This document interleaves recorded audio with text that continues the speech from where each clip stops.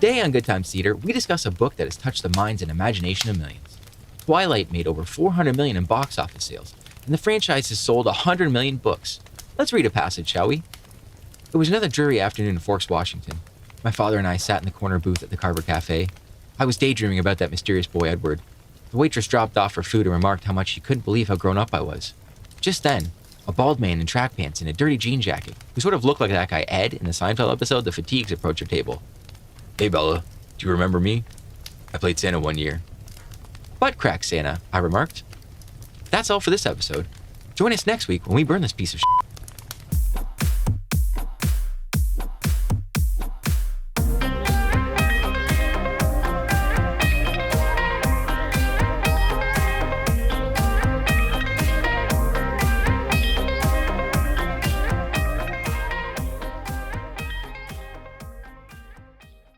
Hello, and welcome to Good Times with Bad Movies. My name is Tim Morrison. I'm joined by my co-host, Paul Ireland. How you doing, Paul?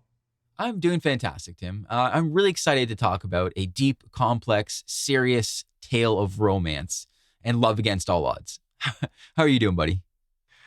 Very excited to start a new movie, a new bad movie. But before we get into any of that, for those of you who don't know, you should follow us on social media at Good Times Bad Movies on Instagram, and find our podcast on any kind of platform that you would normally find podcasts or listen to them. Yeah, you can. Instagram is the main one. It's usually where we post videos and clips from the podcast.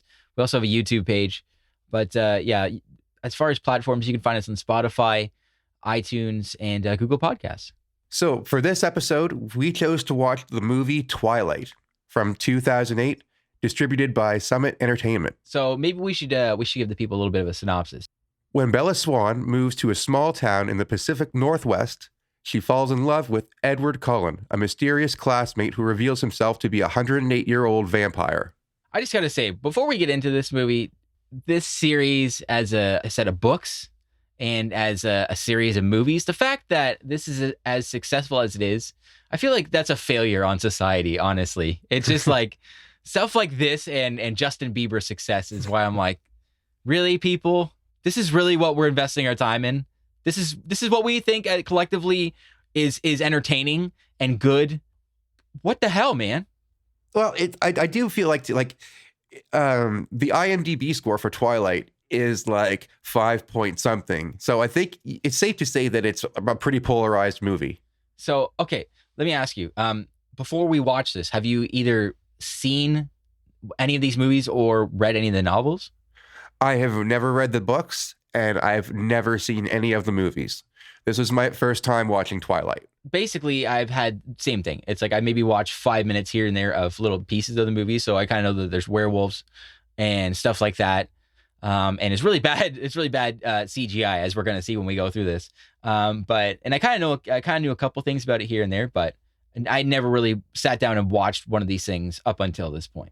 Just like you said, considering the success of the movie, I went into this with a pretty open mind, like kind of expecting to half enjoy it a little bit. But yeah, we're going to get into that right now. Yeah, okay, because I have a lot of problems with this movie. I don't know if this movie, see, that's the thing, is I've never read the books. Like I said, I've only seen 5-minute intervals of it here and there and just turned it off the TV. So I don't really know how much this like maps over the actual novel, but if this movie is like the novel, I have significant problems with this lady's writing and what she thinks is a healthy romantic relationship. Because as we're going to see here through this movie, to me, Edward is kind of like Ted Bundy. We're saying too much already. That's too much. I think we should just start this movie out. Yeah, you're probably right. Let's get into this, because the faster we do, the faster we just get through this piece of crap. So Twilight begins with us in the woods looking at a deer, and suddenly someone is putting the run to the deer. And while someone's putting the run to a deer, we hear a voice whom we're going to find out soon to come is Bella Swan. We continue on with Bella Swan narrating, and we actually see her here too. She's just packed up her stuff and she's leaving Phoenix. Like, why is she walking down the road at the start of this? Was that somewhere in the movie that she was just walking down the road and then it cuts to this now? Like, that's why I thought that she was just leaving That's why I thought she was leaving Phoenix, because she was talking about leaving Phoenix as she was walking down the road. Yeah, and she's talking about dying and stuff, and I'm like, is this supposed to be from like this is later on in the movie, and she's walking down the road now? Too many questions. Okay, so I'm confused about that, but there you go. So, anyways, she's somewhere. I guess she's in Phoenix, and we cut to her house where it looks like her mom is kind of giving her a little kiss on the cheek, and she is packing up with her boyfriend. Who this guy kind of looks like John Cena to me. That's what I was thinking when I saw this guy loading up the car. He's got this is 2008, so he kind of looks like that. He's got the baggy cargo pants, and he's got that sort of like tennis visor hat thing going on there. His name is Philip. He's her stepfather, who is now married to her mother. And he is the coach of a minor league, and he needs to travel a lot. And his mom didn't get to travel with him because she was staying home with Bella. However, Bella knew that it was making her mom unhappy. So to relieve herself as a burden to her mother, she's chosen to go to Forks, Washington and live with her dad. While she's narrating that and she says that, like, she really doesn't care. And like, it's kind of cynical and sarcastic a little bit, where she's like, I guess I'm going to go live with my dad now. It should be good, right? Yeah, see, well, first of all, I was going to ask you that. Do you think this is the first time Kristen Stewart acted in like this, literally the first time ever? Because I just feel like her acting in this is like another Britney Spears Crossroad thing where it's like, no, Dad, I have to go and sing with Mimi. I have seen Kristen Stewart in other movies. In fact, I saw her in one recently, Underwater, and I actually thought she was pretty good. So I don't know if this was her first time acting and she's turned into a good actor since then, or the script for this movie isn't like really thick. You know, there's not a whole lot going on. Most of the characters in this movie don't have a whole lot of traits, like personal traits, other than just their looks. So I don't know if maybe her character was just written that bland. It might be like that in the books. That's a fair point. So it's hard to say. And so it's like, I won't put too much on her, but I will say this is one of my problems with this so far. Just right out of the gate, her mom seems like kind of a terrible person, right? So John Cena here basically drives around. He's a minor league coach. So he's going to like, I don't know what, someplace in like, he's going to like Albuquerque, New Mexico or something. He's going to little places along the way. It's not like they're going to Dubai or Australia or something crazy and exotic or somewhere in Europe. Yeah. You know what I mean? This is just like, he's going to, I don't even know, Toledo. He's going to play baseball in little sweaty places. He's going to Jacksonville, Florida to hang out in a little dugout with some gators and stuff. Like, I don't see why it's only spring break. We're going to find out. This is like the end of the year or something, isn't it? I don't understand. So this is March. Okay. So there you go. So this is like halfway through the year. This mom, like her mom couldn't have waited 3 months for her to finish school with her friends.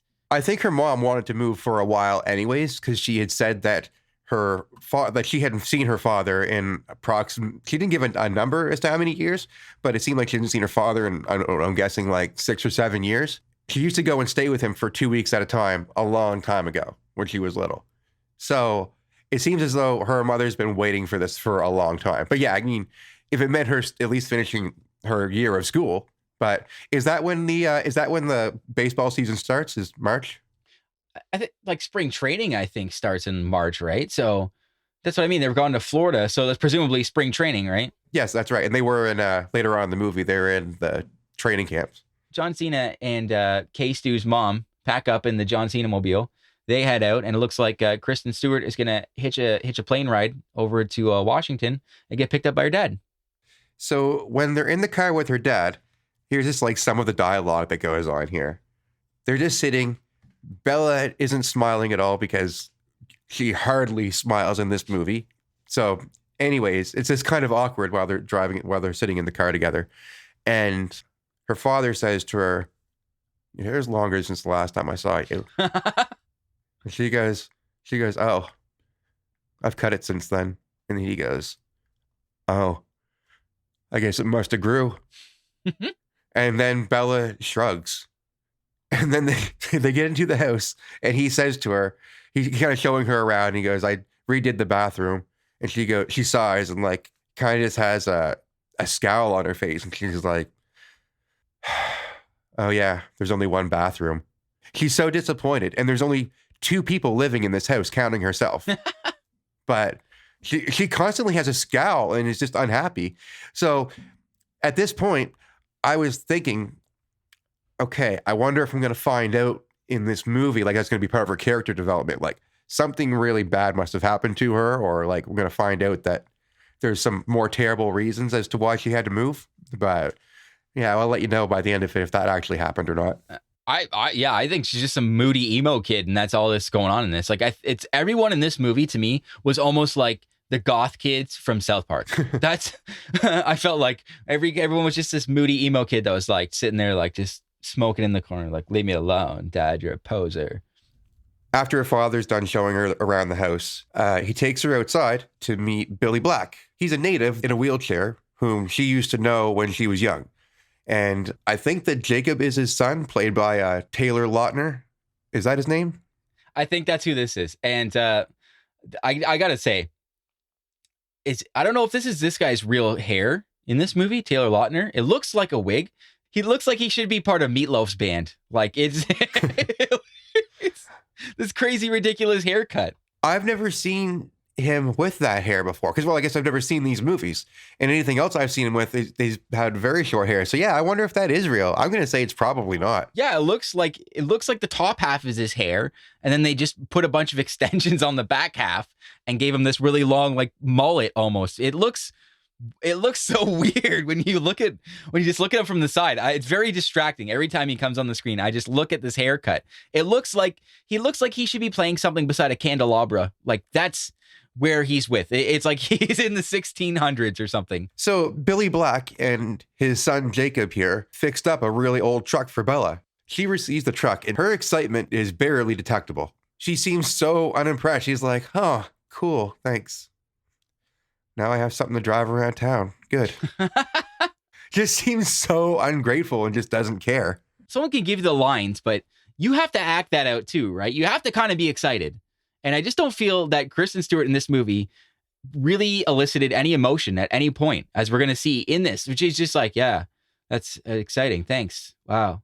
I mean, maybe that's just her. Maybe that's the character. She's just like this moody little, kid who's just all emo and stuff. I don't know, but that's just Bella. Maybe that's the character. I don't know, guys. Twilight people, you can let me know. So she says it's her first day at school and it's the middle of March. And like, this is her narrating it. And she goes, great. It's the middle of March, the middle of the second semester. And she gets out of her truck and this guy, he's like, nice truck. And she's just like, thanks. And like turns away and just starts walking into school. Then this other guy who clearly has a crush on her already is like, what is he, in charge of the newspaper? So this guy's in charge of the newspaper and his name is Eric. And he says he is, quote, the eyes and ears of this place. And kind of just to touch upon something you just said there, Tim, this guy, yeah, like it seems like he has a crush on Bella a little bit, but it also seems like basically every guy in this movie, aside from her dad, basically has this irresistible crush on Bella. It's really weird. Everybody does. I would even say some of the girls seem like they do. Like everybody is just driving to the hoop strong on K-Stu the first day here. We're going to see. It's really kind of creepy. Basically, Eric says, if you need anything, let me know.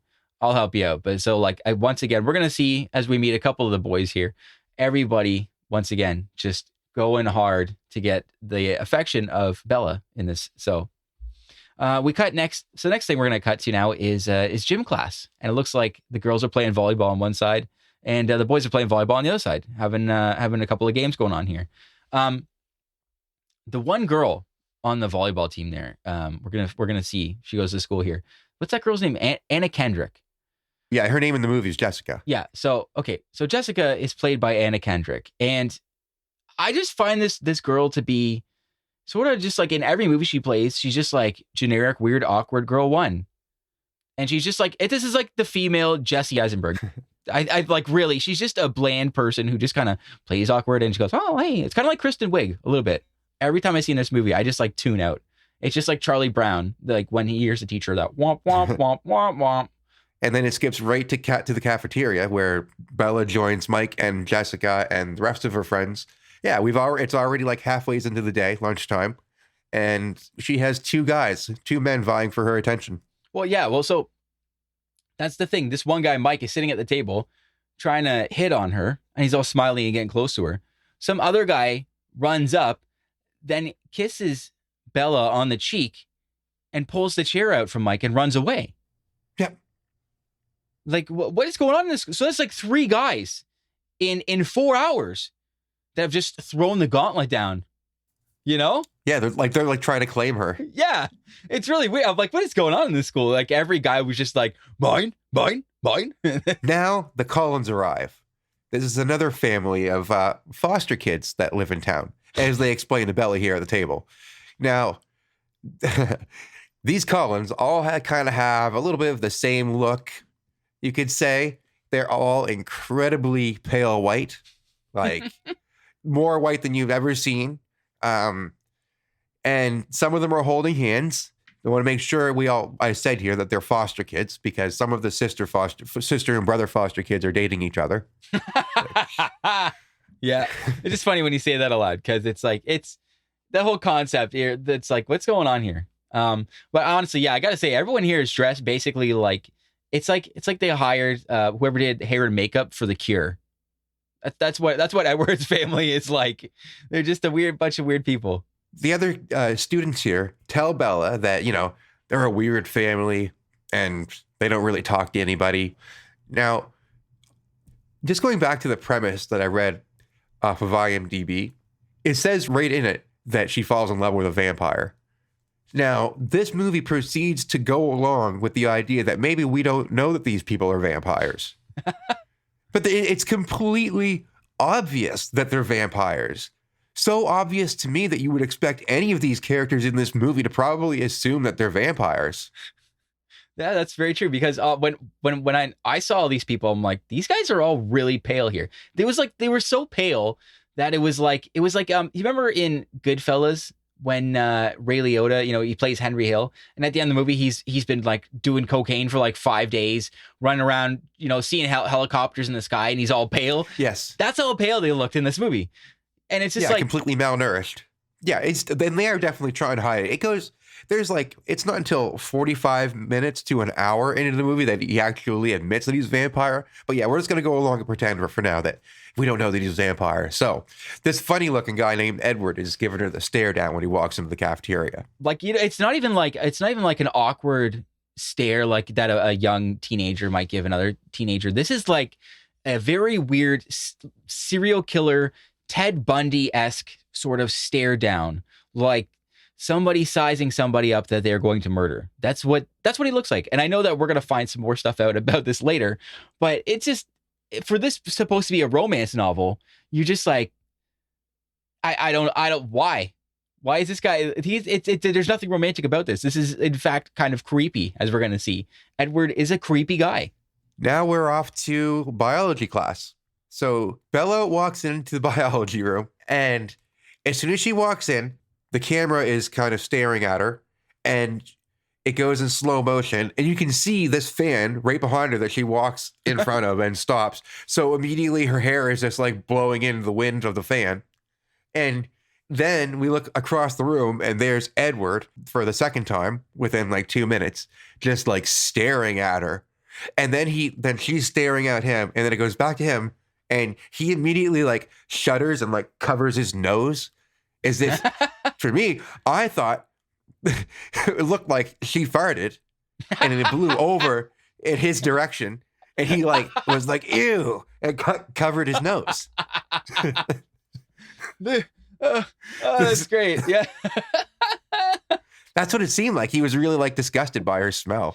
You're right. He did have this look of like, you stepped in something, or you ripped one. You definitely ate Taco Bell before you came into class. Like something looks amiss here. He doesn't look like a normal person, and he looks like he's trying not to stab somebody or wet his pants. One of the two. I don't know, but it's creepy. So Bella sits down beside Edward here, and he just stares at her and nudges like one of the a little glass of water or something that they were using for class towards her.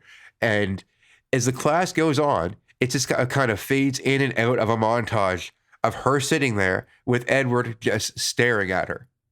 And every now and then, she like looks at him and they make eye contact.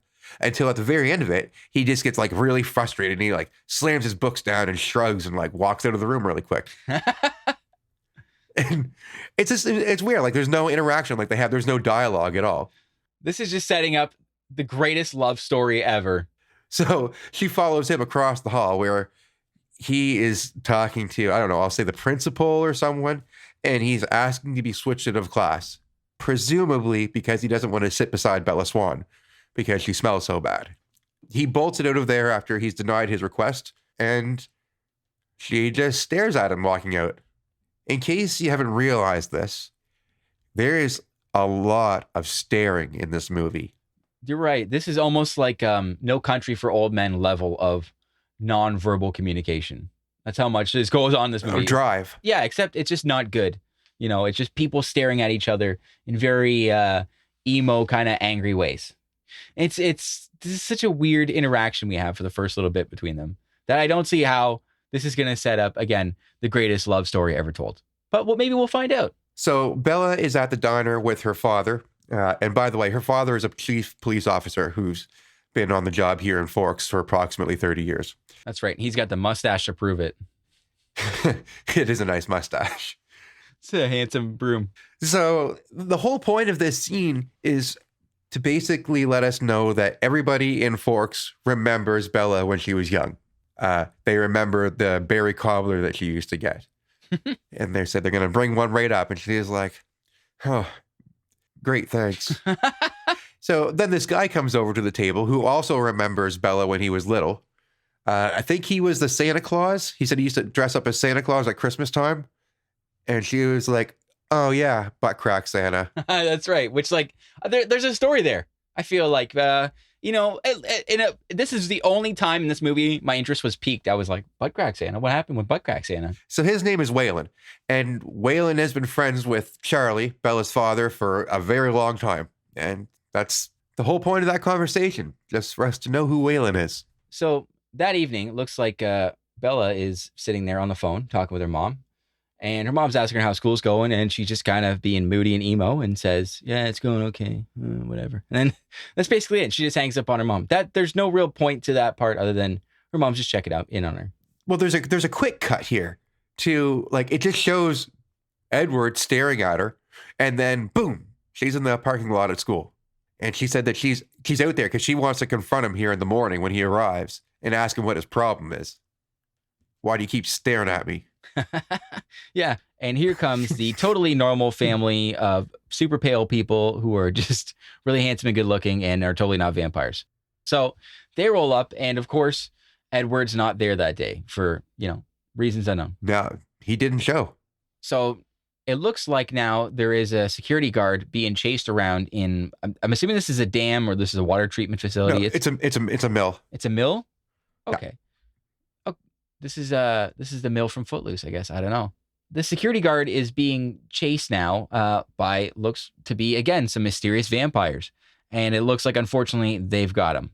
And that's just only to set up something that looks like there's another set of vampires, or maybe it is the vampires that we know. But someone who is a vampire is running around and murdering people. I think it's safe to say at this point. Yeah, well, and there shows a shadow of 3 people, so there's definitely 3 of them. So a few days had passed. She had tried meeting him quite a few times, but he never showed up. She goes into school the next morning, and she walks into the biology room, and Edward is there at the same table. He's come back to school, and he's staring at her again. So there's a bit of an awkward exchange between them now. It seems like Edward finally sort of grows a set and decides to introduce himself and says, hey, what's up? How are you? And he, again, though, just stares at her like she's looking forward. She's paying attention to the teacher, who, by the way, kind of looks like Tony Shalhoub. And this guy, Edward, is just kind of like staring a hole into her. It is really, there's just like these weird moments going on in here. And then he kind of just passes her a microscope.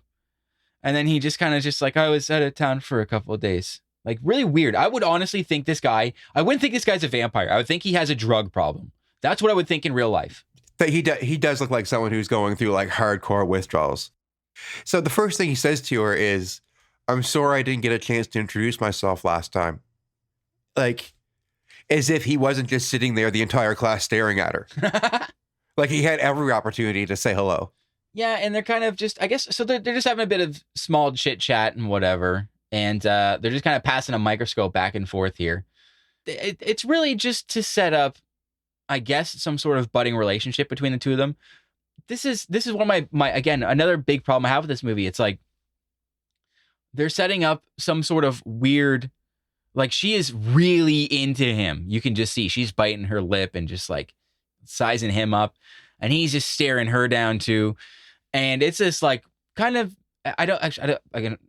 it's a really, I don't know. It's a weird moment for the kids. They're trying to be romantic.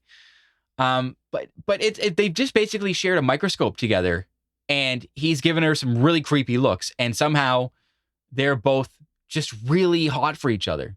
I don't understand this. Most of this is kind of just like exposition. We find out all the reasons why Bella moved here to Forks, Washington. Bella explains that her mom remarried and that she likes her new stepfather, and she just says it feels really good. Speaking about her stepfather, I guess. I don't know why she's so unhappy about it. While they're talking about the weather, this is about the most character development we're going to get in the movie. We find out that Bella doesn't like wet and cold things.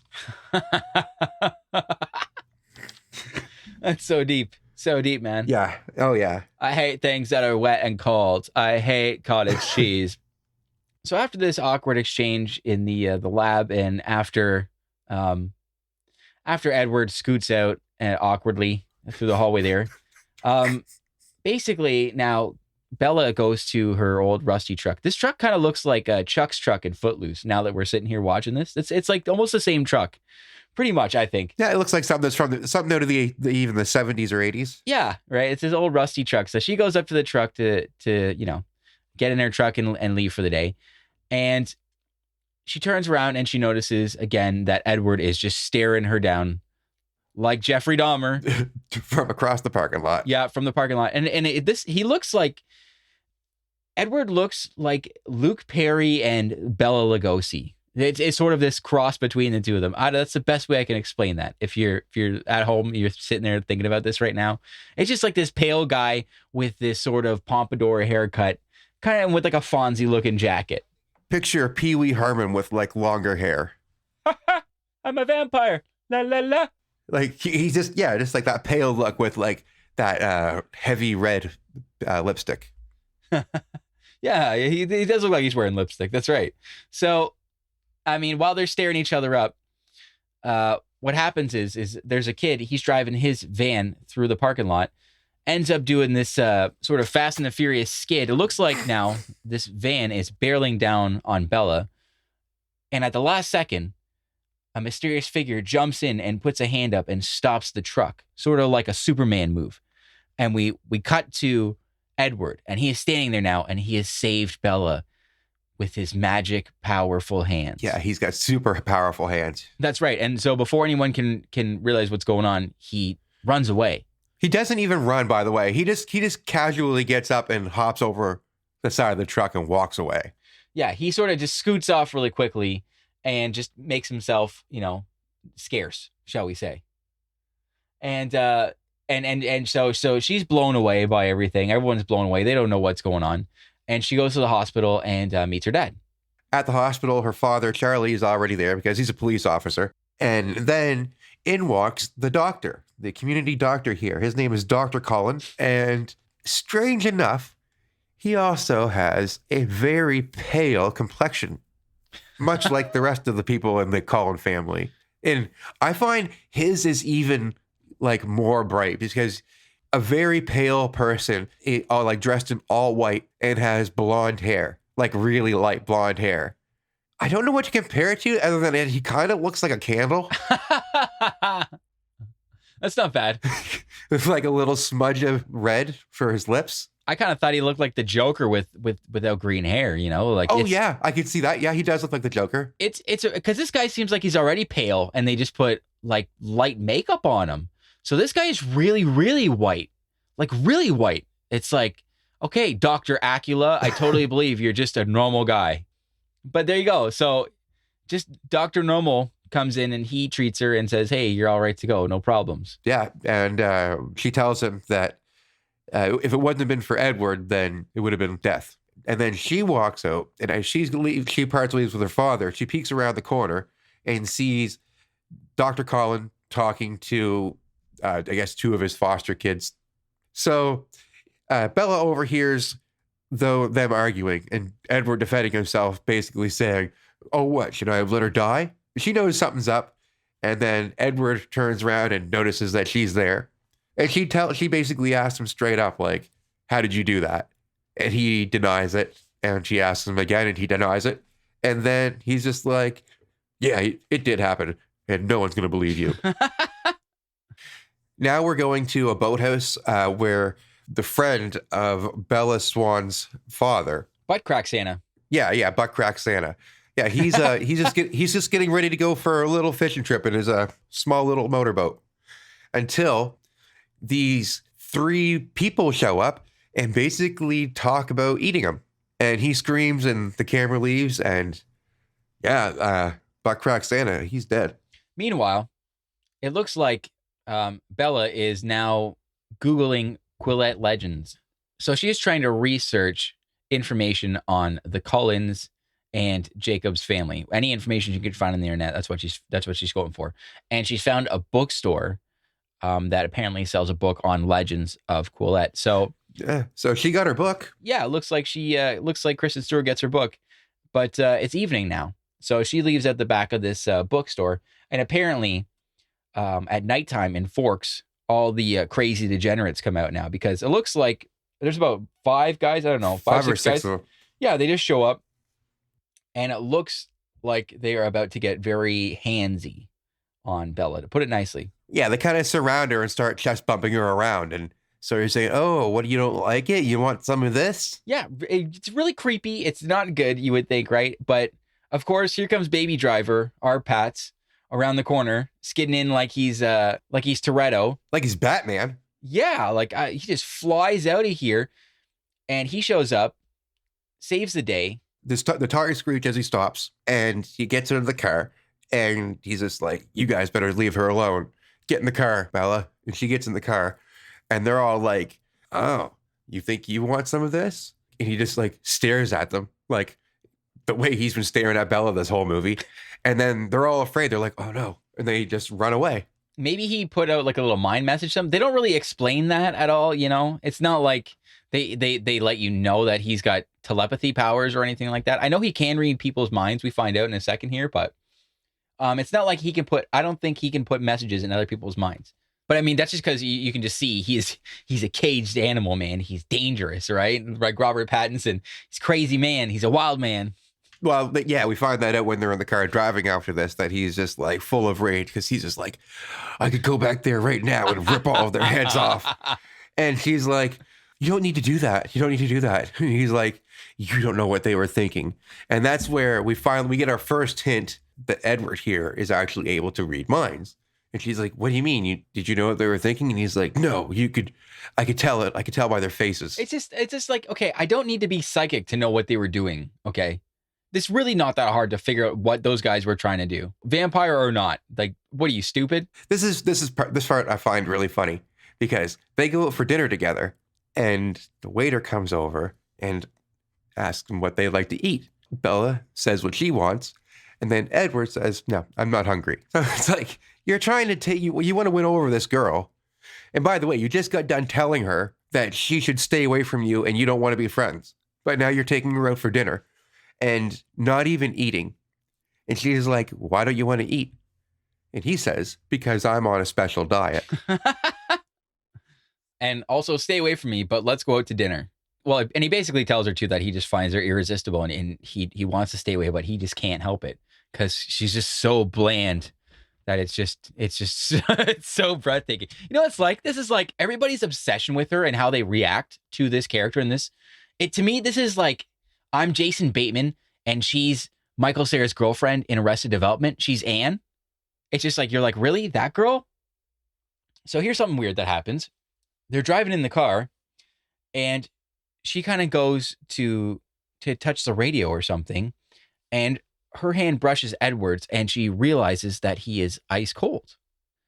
I wonder what that could be. But by the time we're about to get to that question, we pull up to the police station, and it looks like something is going on here because there are sirens going, cruisers are leaving. There's a bunch of police cars in front here, and it looks like there could be potentially something wrong. Well, this is also hours that the cop station wouldn't be open either, because she notices that her father's there, like way too late. So they stop in, and it walks her father and Dr. Cullen, and there's been another murder by an animal. They think that it's an animal. Yeah, like how the hell did an animal get up way on top of this tower this guy was on and he got murdered, you know? That's the reason why Dr. Cullen is like the local doctor. He probably acts as the coroner as well. So in the official records, after his assessment, it's been an animal attack. But you can kind of see that Bella's dad here, Charlie, he's having his doubts now. Bella's at home and she's got her book. And she finds some words in it that she decides to throw into the Google machine. And she notices on Google all these different signs that she's been seeing, like his speed, the incredible power and strength that he has, doesn't eat regular food. He's cold to the touch. And she learns that he is probably a vampire. And she is at school the next day, and they're staring at each other because that's what you do. And then she decides that she's going to go walking into the woods, and he follows her into the woods. And yeah, so basically it's just this long, I don't know, this is so weird. It's like, I don't want to say this is sensual or anything like that, because they're supposed to be like high school kids, but there is supposed to be some sort of sexual tension here going on. This is so weird. But yeah, he's just kind of like breathing over her neck in this really creepy way, and she's kind of breathing really heavy herself. And there's just like really bad, whereas we're gonna see in this movie, really bad CGI, because he takes her up a hill now, like he piggybacks her all the way up to the top of this mountain to show her that he's got all the speed and strength, and to sort of prove that he is a vampire. And when I was watching, I was like, this is like a CW superhero show level bad. Like, it looks like Supergirl sort of special effects. It's really bad. That reminded me of the Superman 1978 movie, when Superman was running along the train and you couldn't see his legs. You just kind of see him motioning his arms as if he's running and traveling as fast as the train. It looks really corny. That's what it looks like when he's carrying Bella up the mountain on his back and like jumping in the trees. It's kind of like in Dumb and Dumber when Lloyd is just swinging his arms really fast while he's in the front of the Muttmobile. Yeah. Yeah, it feels like you're running. We're just going to play you something here because I just thought it was so ridiculous. When I heard this, I was just like, I'm the world's most dangerous predator. And when I heard that, I thought, really? Are you? Yeah, I was thinking that too. I thought, I bet sharks are more dangerous than you. I bet you a goldfish is more dangerous than this guy. These are like the wimpiest vampires ever. Well, I don't know. I mean, they do kill people. I don't think like a goldfish is going to kill anybody. The goldfish in South Park did. Killed a lot of people. Yeah, I suppose. That goldfish in South Park is more dangerous than Edward in this movie, okay? I put that forward to you and the internet. Oh, good people of the internet. But there you go. So basically, that's all this is. And then we get this moment here, which if I hadn't known this before this whole scene came up here, I would have been pretty pissed off. If I was in the theater and this happened, I think I would have thrown something at the screen, because Edward now explains why he doesn't like to go into the sunlight. And he sort of steps into this little bit of this clearing here where the light's coming in, and he lights up like a disco ball. Like somebody just threw glitter all over him. It does, yeah. Well, before I saw this movie, I knew that he was going to have like shiny skin or something like that. But I was really surprised at the lack of like quality or CGI or what you will. Like it doesn't even look very good at all. Like, that's what you made your vampires? That's really what you decided to do? That's what it is? Not that they catch fire or they explode. They they shine, they sparkle in the sunlight. I just don't see how these are supposed to be threatening threatening characters at all. So while Edward is, trying to convince Bella that he's like the world's most dangerous predator, he gets close and he says, "I've never wanted anything more than I want you. Your scent is like a drug to me. It's like heroin." And she's just like, "But I know you won't hurt me." And he goes, "Well, I've killed people." And then she says, she says, "I trust you." Like, why? Why is she in love with him at all? I don't know. I really don't know. There's no evolution here in their relationship that implies to me that they've become infatuated with each other. It just seems like they're both being super strange with each other. And just suddenly now they've just like falling in love, especially after she hears about how much he like kind of also wants to kill her. All that's happened is they've just stared at each other really creepily, shared a microscope, and somehow this is love beyond love. This knows no bounds. This is the greatest relationship ever. I mean, maybe it's just because they're the worst people ever and they found each other. So maybe that's why there's this instant attraction. I don't know. But there you go. So now it's the next day and we're at school. And I mean, it looks like now they're just super cool. Yeah, they're the most popular kids in school. Everybody just stops to stare at them. Robert Pattinson has he has sort of a Fonzie thing going on here with this leather jacket and the sunglasses and his hair's all slicked up. And he gets out of the car and Kristen Stewart gets out of the car and everybody in the whole parking lot is just kind of looking at them as they're walking up to the school. But it's funny because her friends are staring at her too. And it's like her two friends were just there the other day when they went out on a date and they're kind of surprised by the whole thing. And it's like, man, you guys were there. You were like, hey, go with him. This is exciting. And somehow everyone is just blown away. I don't understand that. I don't know why everybody cares so much. Like Bella's so rude and like not happy to be there anyways. I don't even know why. And this Edward guy, he never socializes with anybody. So I don't understand why it's such a big deal anyways. I mean, so they show up to school, but they don't really go to school because they just kind of walk out to a lake or something. Yeah, it's one of these weird edits where they arrive at school and then now they're out on a nature trail walk. Yeah, they're like on a shoreline and he's explaining to her how he turned into a vampire. Basically, it was like 1912 or 1918. Sorry. So what is like the end of World War I. And there was, I guess this guy was dying of the Spanish flu.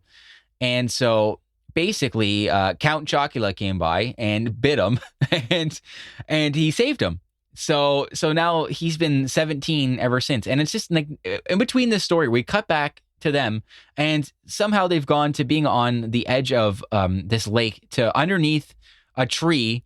And it's just pouring rain. Like when the hell did this show up? It's been pouring rain the whole time, wasn't it? It's like pouring rain in one cut. And then in the next cut, they're standing there and they're like totally dry on the shore. Is this like, did he tell her like 3 seconds of the story and he's like, come back tomorrow and I'll tell you the rest. And then like he came back the next day and it was raining. And then like, he's like, okay, come back tomorrow and I'll tell you some more. And then he got his pea coat on the next day. And then they showed up and like, I don't understand what any of that was supposed to be. This is just like, it's god awful. We go from them finishing up their conversation to Edward jumping off of the cliff, which I guess it seems as though he's going to jump into the water. And then it's a quick cut and he lands on her truck. Like it's like the next day and he just like lands on the roof of her truck. And he decides that he's going to head out. But he doesn't, before he leaves, he invites her to come spend some time with her, his family and meet them. So he leaves. And then as he's leaving, Billy Black and Jacob show up again. And before they actually park in Bella's driveway, they just give Edward Collins a good stare down. After Charlie Swan takes Billy into the house, Bella gets picked up by Edward and they head to his house to meet his family. So the Collins house is out on the outskirts of town, and they live in this really nice mansion. That's beautiful. So some of them are friendly to her and some of them aren't. And Bella, Alice warns Bella, like, if you get implicated with us or you implicate us, something very bad can happen. And Bella's like, yeah, I know, you guys will eat me. And they all kind of just like awkwardly laugh. Like, I would be terrified if I was Bella. I don't understand why she's so infatuated with this family. But anyways, they go up to Edward's bedroom, and she notices that he doesn't have a bed, and he tells her that he doesn't sleep because I guess vampires in this universe don't sleep. Like, previous ones would normally have a coffin or something like that, but they don't sleep at all. I guess so. He's got a couch, so he lays down at the very least. So they listen to some music, and he kind of tells her that he likes to read a lot. I just love how him listening to classical music and reading constitutes him being old fashioned, Like that's what something only old people do is listen to classical music and read. He puts on some classical music and asks her to dance. She's like, I can't dance. And he says, well, I can make you. And then she said, I'm not scared of you. And he says, you shouldn't have said that. And kind of just grabs her and proceeds to just jump out of this giant open window that he has. And he's basically he's like a flying squirrel, and she's on his back. And he's just leaping from tree to tree in some of the most awful effects I've seen in a while. Like, he just looks like he's clearly just on a glider. The motion of physics looks awful in this. It looks like that first Power Rangers movie they did where they're kind of like jumping through the air. It looks like they're just sitting on a table with some wind blowing in their faces, kind of looking out weird and questioning. It looks really, it's clearly they're just on a line that's been CGI'd out. Yeah. So they're sitting in a tree together, and then just out of nowhere, another quick edit, and they're just in this really dark room where Edward is playing piano. He's playing like a baby grand piano. I don't know why. Where are they? I don't know. Is this his house? I don't know. I have no idea where they are or why he's playing piano. But anyways, he plays piano. And then another quick cut, and we see one of the vampires that killed Waylon earlier on the boat. She's running away, and the dogs are not far behind chasing her. And they find her footprint in a little pile of mud because she's running in her bare feet. So she's left a human footprint. And the cop, her father, Charlie, shows up, and he's like, oh, it's not an animal. We cut to the evening, and Kristen Stewart is having a conversation with their mom, and she mentions that she actually kind of starting to like Forks a bit, and her mom sort of, prods at her and says like, oh, did you meet a boy? And just as, she's about to sort of start to answer that question, Edward just kind of creepily shows up in her room again. And so she sort of abruptly hangs up on the phone with her mom. And we kind of get this weird interaction with Bella and Edward now, where he sort of explains that this isn't the first time that he's done this. How did you get in here? The window? Do you do that a lot? Just the past couple of months. I like watching you sleep. It's kind of fascinating to me. What? Wow. Like, what is this? This man is Ted Bundy. It's so weird. It's just so strange that like she's completely okay with this. She's more than okay. She's, I dare I say, turned on. Like, she seems like the weirder he gets, the more in love she falls. I mean, like, if just so we can put some perspective on it, this man is apparently 108 years old. She is 16, 17 years old, and he is breaking into her house to watch her sleep. Okay, come on. What is this? Is this not a crime? Right? Like, okay, so if he's 100, regardless of how old he looks, okay, he's 108 years old. He's clearly not anywhere as close to 17 years old. However, he's still sexually attracted to this 17-year-old. That's illegal. Yeah, basically any veteran of World War II is like off limits to this guy. Should be, you would think. Like, it's weird that yeah, he's so old and creepy, and he just stares at her while she sleeps. And this is just so romantic, and this is the greatest love story ever. She's so turned on by it that they start making out. They're almost going to get right down to having sex. However, he just abruptly stops and kind of uses the force to like fling himself off of her to the side of the room. And he's just like, I don't know if I can control myself. Because he's afraid that, if he gets too close to her, he might want to eat her. It's kind of like the scorpion and the frog. This is kind of, to me, this is almost like Herbert the pervert and Chris from Family Guy. Hey there, little paper boy. You like sparkly vampires? They just lay in bed for the rest of the night. Nothing creepy about that. He's only 90 some years older than her. There's nothing wrong with this at all.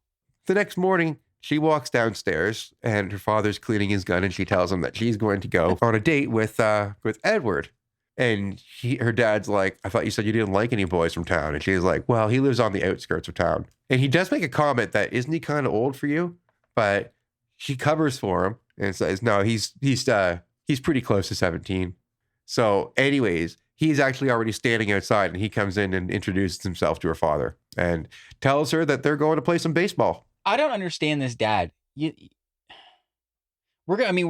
find out some more about him later, but like both the parents kind of seem like absentee parents on this, honestly, like, because we're going to find out here that it is apparently there's a storm a brewing and her dad's like, yeah, that's no problem. Why don't you just go play baseball in a field during a lightning storm? And we also are aware that there's, at the very least, potentially a serial killer on the loose in the woods. That's also a great point, Tim. Yeah, he was tracking them. But she's allowed to just go out into the woods and play baseball. During a lightning storm with a metal bat, I might remind you to. Like, yeah. There's just like so many things about this. Like that, who are, it's like their parents, it's like their parents are the McAllisters or something. They just like, no one cares. No one's paying attention. It's just do what you want.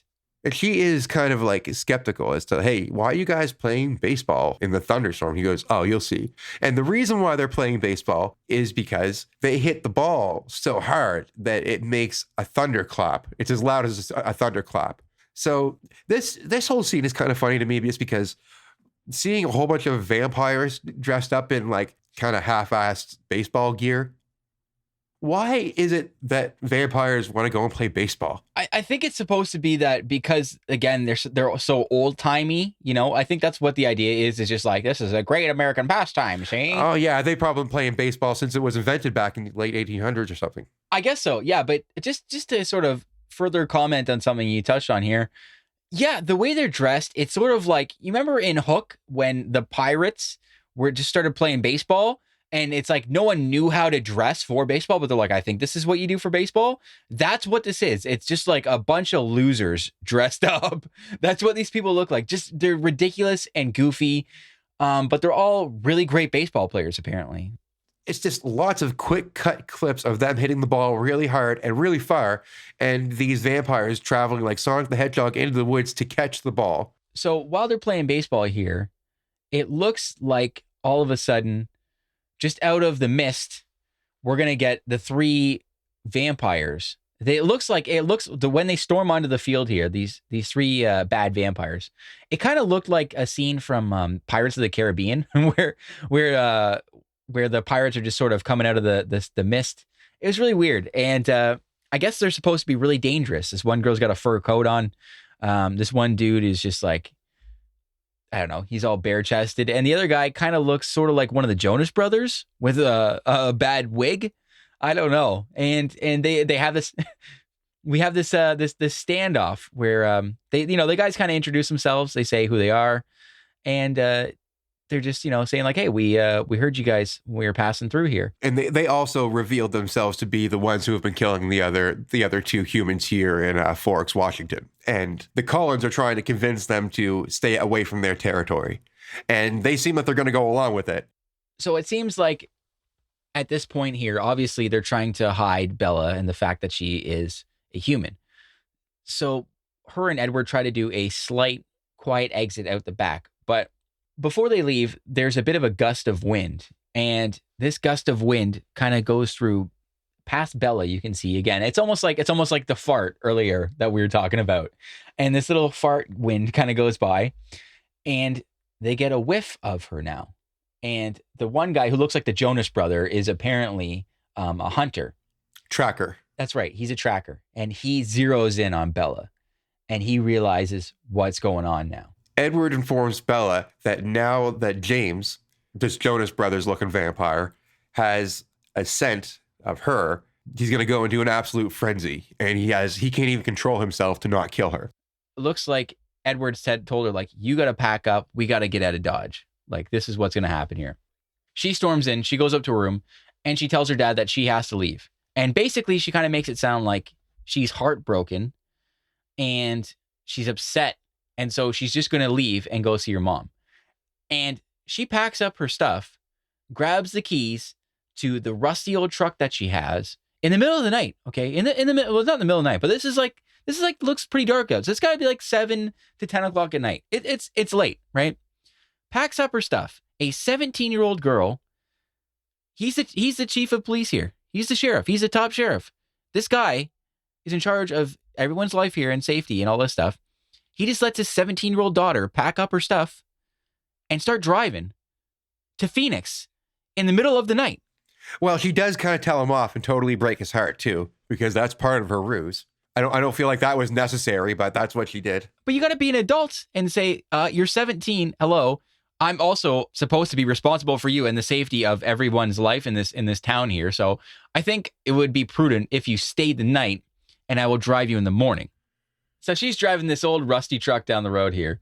And this is like a scene out of Ernest Scared Stupid almost, because all of a sudden now Edward just leans over and peeks his head in the driver's side window like, hey, how are you? And he climbs in the front now. They take the truck back to the Collins home, and there's already one of the other vampires. His name was Lauren. So there was the 3 vampires, James and Victoria. Those 2 are a couple. And James is the tracker that's after Bella.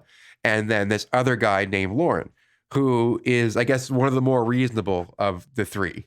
And he doesn't want any kind of wars or fights. So he gives these guys a heads up that James is in fact after her, and that the only way that they're going to be able to stop him is for them to actually kill him and decapitate him and burn him. They have to do all of those things in order to kill these vampires. So they formulate a plan, and Bella goes with 2 of the other foster kids, not Edward, because they know that the tracker's going to be smart enough to follow Edward wherever he goes anyways.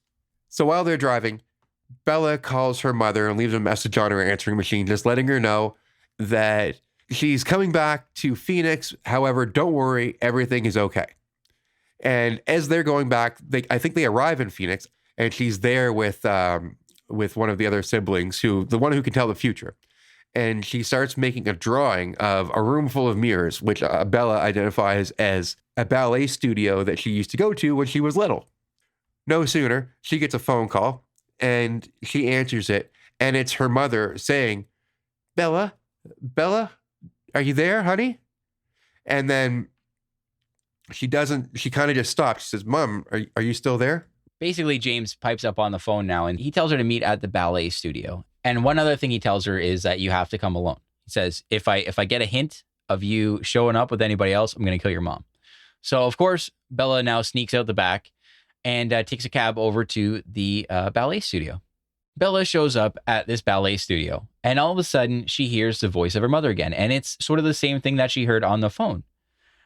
It looks like one of the Jonas Brothers. He has taken a page out of Kevin McAllister's playbook, and he has home aloned her.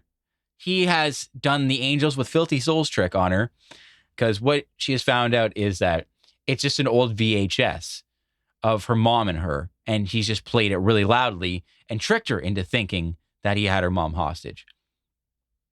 So he pulls out a camera now, and I guess he's basically going to film himself torturing Bella and then murdering her. And then he's going to send it over to Ed just to, spike the ball, I'm assuming. I don't know why, because, he's an evil guy. It's weird that he's like just kind of throwing her around and videotaping it. So he does that for so long that obviously Edward just shows up out of nowhere and starts fighting with him. During the fight, when James manages to get the better of Edward, while Edward's down, he attacks Bella for a moment and breaks her leg and then also bites her arm. Then Edward gets one more shot of adrenaline and attacks James again and throws him up against the side of a wall and bites a piece of his neck out. Yeah, kind of Mike Tyson style. Dr. Cullen and the rest of the Cullen family, they arrive and tell Edward to, stay away. Don't do that. You don't want to be a monster. You don't need to kill anybody. Yeah, it's funny too, because they're just like, Edward, don't murder him. You'll become a monster. And then they're like, we'll murder him. Don't worry about it. Yeah, let's rip his head off and then burn him. Yeah, this little girl jumps up on him and snaps his neck, and as she does that, this fire kind of rises up out of nowhere. So I don't know where that came from, but I guess it's just to let you know that they've killed this Jonas brother. So there's just 2 of them left now. Since Bella has a broken leg and she's been bitten by a vampire, she has venom coursing through her veins, and she has a broken leg, at which she's deathly bleeding out from. So they have a dilemma here. If they don't try and treat the leg, then she might just turn into a vampire from the venom that's in her veins. The only option they really have is for Edward to try and suck the venom out of her bite that she has. And apparently that's like really hard because if he tastes her blood, he won't be able to stop. Like he'll go full tilt on it and eat her. But they also consider letting her just turn into a vampire. But Edward doesn't want to do that. So he sucks the venom out of her. He's struggling to do it. And we get a weird little montage of the time that they spent together. And then she wakes up in the hospital with her mom. Her mom is at the hospital bed and she's like, "You took quite a fall." And Bella doesn't know what she's talking about. And Edward is sleeping in a chair beside her, even though he doesn't sleep. And her mother informs her that the story that Edward made up was that him and his family tried to convince Bella to come back to Forks. And she went over to their hotel to have a talk. And while she was there, she fell down 2 flights of steps. And then at the bottom of those flight of steps, she also went through a window and fell outside. All of that. And she has a broken leg and vampire bite on her arm. Yeah, I didn't think about that part. That's true. Yeah, it's teeth marks on her hand. Some homeless guy came up and bit her. I don't know what happened. Yeah, like there's no one questions anything here. So now we're going to cut to prom night. And again, just almost like She's All That, we're going to get another shot of the staircase with this girl coming down it in a prom dress, except this time now she's got a cast on her leg. So Bella is hobbling down the stairs, not to kiss me, unfortunately, this time.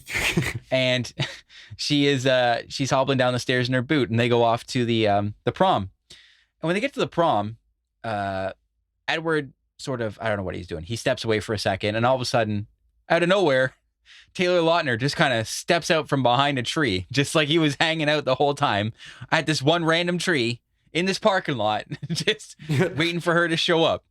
And he's like, "Hey, my dad gave me $20 to come over here and talk to you." And he basically tells her that he likes her, and he doesn't like Edward. His father tells her to break up with her boyfriend. Yeah, and she basically is not having any of that right now. And while they're at prom, they're inside, and then they're just kind of looking at each other, staring, and then they decide to go outside where there's less people around, and they're just slow dancing. And there's a couple people slow dancing around them, and they kind of just start once they're alone. She kind of just tells him that she wishes that he would have let her turn into a vampire. And he's like, "I don't want you to see death yet." And she's like, "I'm already dying." And I don't know what she's talking about. She keeps on, there's nothing to support the way she is, like her personality. Like she seems like she's a very depressed person. Her life is going very wrong. And I guess almost suicidal to the point where she's just reckless with her life. However, everything seems to be completely in place. Why does she have such a death wish? Because there's only one bathroom in her dad's house? I don't know. You're right. I mean, she's very boring and plain, but she's incredibly nihilistic. It's weird. You're right. I don't know. It is honestly, I feel like watching these characters is really the closest thing I'm getting to the South Park goth kids. They're just like, it's pain, man. It's all black and pain. Edward tells her that she's just not ready to become a vampire, and she tells him, "Yes, I am ready." He goes, "You think you're ready?" And she's like, "Yes." And then she kind of like leans over to let him bite her neck, and he gets in really close and then gives her a kiss on the neck, and they laugh it off. So they stare at each other a lot more, because what better way to end this movie with a good stare? And then as it zooms out, we see that Victoria, the lover of James, the vampire that they ripped the head off and burnt here just a little bit ago, is watching these two dance at prom. She is now staring at them. And I guess I am to assume, because I still haven't seen any of the sequels to this movie, but the movie ends with her turning around, shrugging, and walking away. And then the movie goes to black and white and the credits start rolling. I guess so. It's just weird because it's not really like she's got this like, I found you. That's what the moment is. But it's like they're at their high school prom. It's not like they were trying to hide the ball here. You know what I mean? So, but she's just like, You think you could hide from me? Like what at your high school prom? Yeah, like yeah, okay. Okay. So now this is over. So we can kind of rag on this in a better, fuller 360-degree picture, I think now. One of the things I thought didn't make sense was when Edward introduces Bella to his family, he explains, because I wonder this. I'm like, why is this guy going to school and how long does he go to school? Because after like 2 years, the teacher would be like, dude, why are you still in the 12th grade? You know, like what is going on here? You didn't fail everything. You're not an idiot.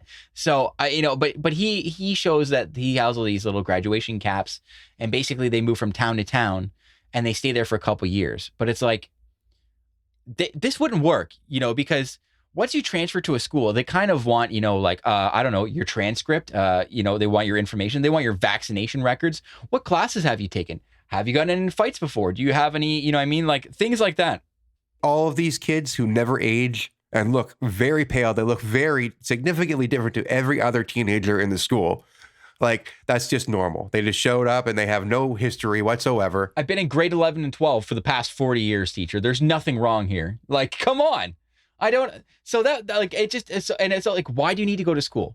And also, how many places are there where it's just cloudy all the time? Oh, you know what I mean? Like, there can't be that many places in America. I'm sure there's like a decent amount, but I think, again, if you've been doing this since 1918, you would have run out of places to go. They also they mentioned earlier that they disappear with when it's daylight outside. But yeah, you would think that the townspeople would like make that connection. That hey, this family is acting like a bunch of vampires. Yeah, and then also too, like, so if all this stuff happened in like 1918, how do they have this history where with these with the native people there, if they've been traveling around since then too, right? Like, yeah, well, I think that they said that Jacob said earlier when he was telling Bella about it that maybe they just came back. Like they've been gone for a while and they just came back more recently. But here's the thing though. The tribe or his family would know about the Cullens, right? Right. And I'm just saying, if it's been like they've talked about these people for generations, wouldn't they have all been like, there was this guy, Edward Cullen, and then the next guy would be like, yeah, there's this guy, Edward Cullen, and he didn't really age at all. And then they would have like told their family, like, there was this other guy, Edward Cullen, I mean, I'm sure like, not to spoil, I mean, whatever. I'm just gonna assume that whatever, but like, obviously I've seen the trailers and I've seen little bits of the other movies. Obviously they're werewolves. So I guess they know they're vampires, so maybe they're just trying to hide it from other people. But well, they don't want to expose them, or else they'd be also implicating themselves that these kind of fantastical monsters exist. Yeah, but this is a town of like 3,000 people, and somehow there's werewolves and vampires, and no one knows. Nobody knows. That's right. Nobody knows. Even this cop who's been there for 30 years, and humans are just dying left and right, and they're just blaming it on animals. Yeah, and his friend is Taylor Lautner's dad. So I'm just saying, if this guy's a werewolf, wouldn't he like, I feel like he would have caught wind of something weird happening in this town at some point. That was kind of my biggest thing is why do these vampires need to pretend that they're teenagers? Like, wouldn't it be easier for them to go to an island where nobody else is, or like somewhere very isolated? Like, they did mention that they moved to this town from Alaska. Yeah, I don't know. Why not just hang out in Alaska? Yeah, like Alaska, I have to assume is a more desolate state than Washington. Yeah, like, I mean, like, you could just have a giant house in the middle of nowhere, sort of like what they have there, where you just tell the family, don't go out during the daytime. Like, why do you guys need to have a social life? You're just hanging out. That's it. That's all you're doing as vampires. Seems kind of boring, honestly, really. So I also want to say, okay, one of my biggest takeaways from this movie, like even halfway through when I was watching it, once I started seeing the special effects, I'm really surprised that this isn't better than it is. Like, I didn't expect this to be a really great movie that I would like at all by any means, but considering it's so polarizing and how popular Twilight is, I definitely expected something of higher quality. The special effects were terrible. Like you said, they were on par with something from the Power Rangers. And this movie was made in 2008. Like, this isn't something that came out in like 1995. It would seem there was a lot of money from this. Now, with that said, considering I haven't seen any of the sequels and seeing how much money that this movie actually made, it's possible that maybe the sequels have a lot more of a budget and the special effects are better and maybe it's higher quality. But considering how popular this was and how popular it became well after, I'm surprised that this was the jump off point for the cinematic universe of Twilight. I hate to do this, but I'm just going to put a pin in that for you and tell you right now, it doesn't get better. The special effects they're really bad. It is really bad. You got to look up what the werewolves look like. You could probably find it online. No, I'm going to wait. I'm just going to wait and I'm not looking at anything. I don't want to know anything about the other movies. I want to watch them all. Oh my God. They look horrible. They look, it looks god awful. And I really think that's just because they just were like, the first movie, I think their budget was like 30 million and it made like 100 million. They're like, who cares? People are lining up for this. It just needs to look good enough. And they just churn them out quickly. They made their money off of it. And that's it. And that's fine if that's what people want, right? Like if that's what you want, that's, just a little wham bam, thank you, ma'am. Here's your weird, creepy stalker vampire story, then that's cool. That's your flavor. But I really think it really takes you out of this when people are flying around on invisible wires and it looks like something that should have been out of like a 1993 TV show. I mean, I'm only going to watch the other ones if we feel that maybe if anybody requests that we should go back to this or revisit the saga or something. Please don't, people. I would consider it. Like that's the only reason that I would go and watch it. And I am genuinely curious how bad it gets and where the story goes. Like I am curious about that, but I'm probably like in the meantime until we actually get there, I'm probably going to watch some better movies with the exception of our future episodes for this. Usually when we prep for this, I'll watch the movie a couple of times, just because I really want to see what's going on. I want to get a feel for it. But this was like Star Wars again, where it's like I watched it once and I tried to watch it again and I couldn't get up that hill again. I was like just skimming through it. I'm like, it's really boring. Nothing happens and everybody is really whiny. And I don't want to see a movie like that. It's just, there's not even anything silly or funny about it. The silliest thing was Butt Crack Santa. And it's like, there might've been a story there, but we didn't get that story. We just got Butt Crack Santa long enough so you remember that guy when he got murdered later, like, oh, they killed Butt Crack Santa. That was really upsetting, So it's just like, it was a movie with totally vapid, dispensable people. The story didn't go anywhere. The kids are really creepy, not just Edward. They're all really going full court press on Bella the entire movie. This is so bad. It's not even funny how bad it was. Like it literally wasn't funny. I didn't actually find this as like strenuous to watch as some of the other ones like Star Wars. I wouldn't even put it in that category. But because like there is a story here, and I will say, as far as like silly and humorous things to watch, like this movie isn't that good. But I did really get a kick out of seeing how boring Kristen Stewart is in this. Or I should say, just to be fair to Kristen Stewart, her character in this, Bella Swan. Like just seeing her not react to everything was kind of funny in itself. Like how much I kind of want to see the other movies just to see like what else can they throw her way that she may not care about. What will it take for Bella Swan to crack a full smile or, be marginally upset? I think I've yelled at this movie enough. I don't know. What about you? Yeah, I think that's enough. I don't think that this movie deserves any more of our time. We've given a good amount of time, potentially over an hour. We spent way too much time on this movie. But yeah, there you go. So that's it. That's it for now. Just a real quick again, just to wrap it up here. We would just want to let you guys know we have Instagram. So please follow us on our social media. We post clips from the show every week and we're always doing stuff, posting stuff. So you can always check out what me and Tim are up to. And that's at Good Times Bad Movies on Instagram. And you can find the show on Spotify, iTunes, Google Podcasts, as well as we have a YouTube page. So, please subscribe to that.